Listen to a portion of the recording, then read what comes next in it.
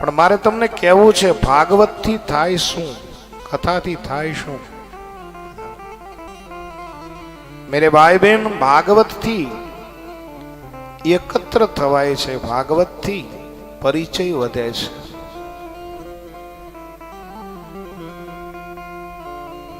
ભાગવતથી ઓળખાણ રૂપી ખાણની પ્રાપ્તિ થાય છે.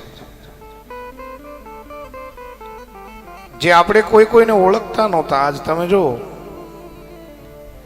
આજ ઘણા બધા એવા છે કે એકાબીજા વગર જમતા નથી. કે ભાઈ ફલાણો ભાઈ આવી જાય તો પછી અમે ભોજન કરવા માટે બેસીએ, ફલાણી બેન આવી જાય તો પછી અમે ભોજન કરવા માટે બેસીએ. આ શું છે? આ એકાબીજાનો આંતરિક પ્રેમ છે. અને આ ક્યાંથી મળે? બોલે આ સત્સંગ દ્વારા મળે, આ ભાગવત દ્વારા મળે. આપણે બધા જ એક નવી ઓળખાણ લઈ, આપણે બધા જ એક નવો પરિચય લઈ, અને આપણે બધા